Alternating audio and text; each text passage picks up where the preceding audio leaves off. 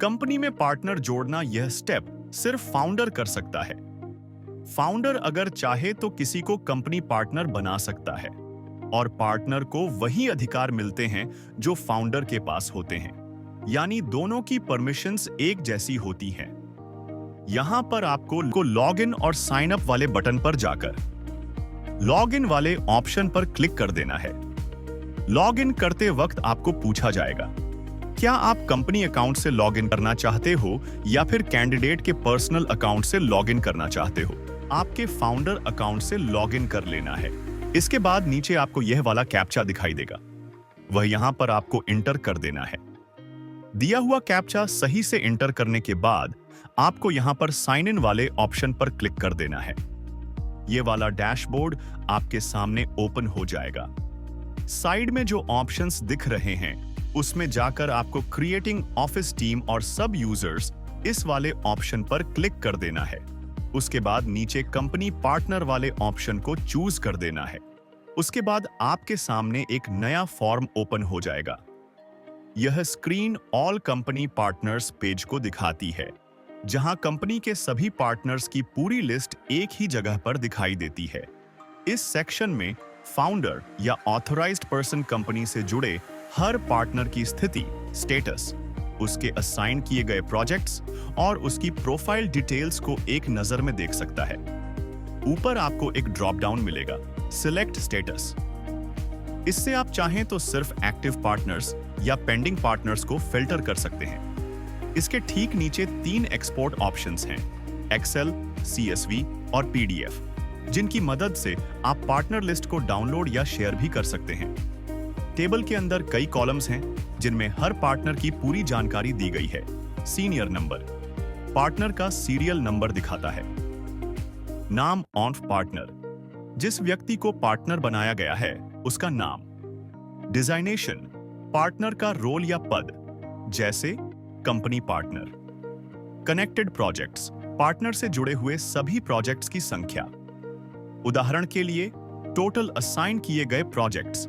Partners mobile number, partner का registered mobile number. Status, partner की स्थिति बताता है, जैसे एक्टिव या इनविटेशन एक्सेप्टेंस पेंडिंग एशियस पार्टनर। इसका मतलब अगर पार्टनर ने अभी तक अपने अकाउंट का इनविटेशन स्वीकार नहीं किया है तो उसकी स्थिति पेंडिंग दिखेगी।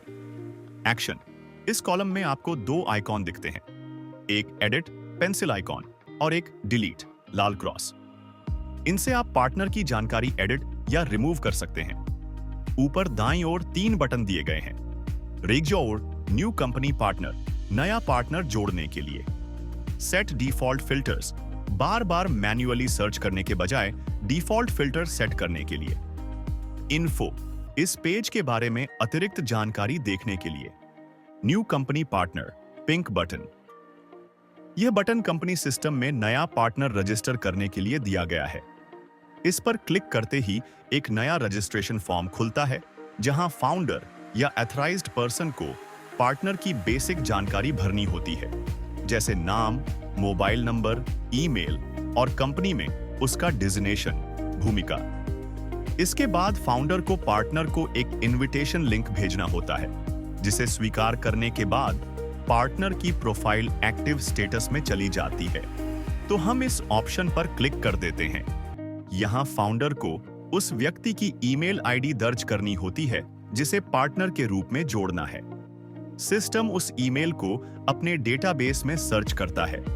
अगर वह ईमेल पहले से किसी एग्जिस्टिंग अकाउंट से जुड़ी है तो सिस्टम उस व्यक्ति की बेसिक डिटेल्स दिखा देता है, और अगर वह ईमेल नई है यानी अकाउंट नहीं बना है तो फाउंडर उसी ईमेल के जरिए नया पार्टनर अकाउंट बना सकता है।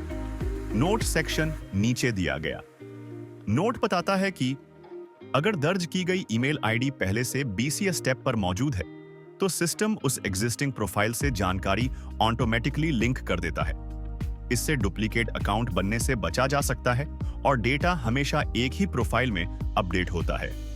ईमेल आईडी भर देने के बाद आपको फंड अकाउंट के ऊपर क्लिक कर देना है। उसके बाद आपको यहां पर ऊपर डाटा लोडेड सक्सेसफुली यह वाला नोटिफिकेशन दिख जाएगा। यहां एक छोटा रजिस्ट्रेशन फॉर्म दिया गया है जिसमें फाउंडर को नीचे दिए गए विवरण भरने होते हैं। रेफ कस्टमर आईडी। यह सिस्टम द्वारा जनरेट किया गया यूनिक ग्राहक नंबर होता है। इससे उस व्यक्ति की पहचान और रिकॉर्ड ट्रैकिंग आसान होती है। कंपनी पार्टनर नेम स्टार, यहां उस व्यक्ति का पूरा नाम भरा जाता है जिसे कंपनी में पार्टनर के रूप में जोड़ना है। साथ में मिस्टर मिसेस जैसे टाइटल का चयन भी आवश्यक है। ईमेल आईडी, इस फील्ड में उस व्यक्ति की ईमेल आईडी दर्ज की जाती है।